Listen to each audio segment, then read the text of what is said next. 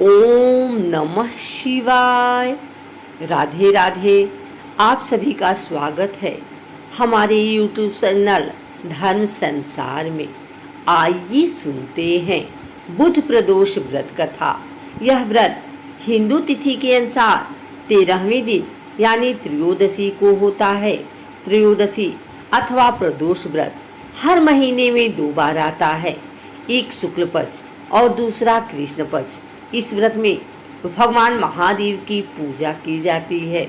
यह प्रदोष व्रत करने से मनुष्य के सभी पाप धुल जाते हैं और उन्हें शिवधाम की प्राप्ति होती है।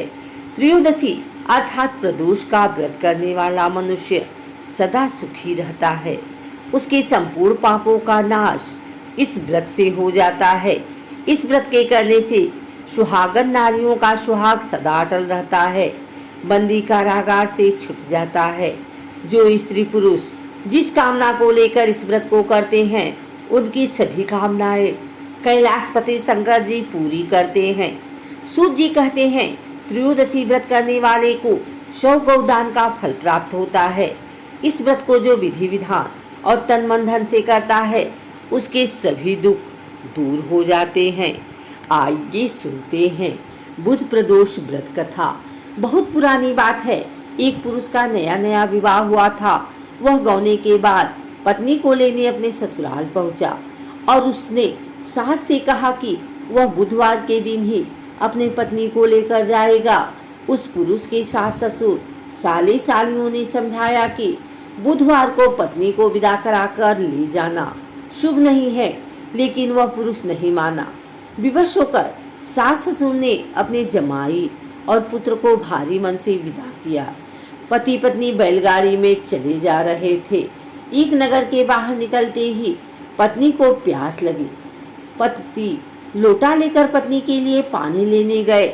जब वह पानी लेकर लौटा तब उसने देखा कि उसकी पत्नी पराये व्यक्ति के द्वारा लाए हुए लोटे से पानी पीकर उस हंस कर बात कर रही है। वह पराया पुरुष उसी व्यक्ति की शक्ल सूरत वाला था। ऐसा देखकर वह व्यक्ति पराया व्यक्ति से आग बबूला होकर लड़ाई करने लगा। धीरे धीरे वहां काफी भीड़ एकत्रित हो गई और सिपाही भी आ गए। सिपाही ने स्त्री से पूछा कि सच सच बताओ, तुम्हारा पति इन दोनों में से कौन है? लेकिन वह स्त्री चुप रही, क्योंकि दोनों ही व्यक्ति हम शक्ल थे। बीच राह में अपनी पत्नी को लुटा देखकर वह व्यक्ति मन ही मन शंकर भगवान की प्रार्थना करने लगा।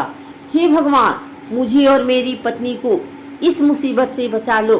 मैंने अपनी पत्नी को बुधवार के दिन विदा कराकर जो अपराध किया है उसके लिए मुझे क्षमा कर दो।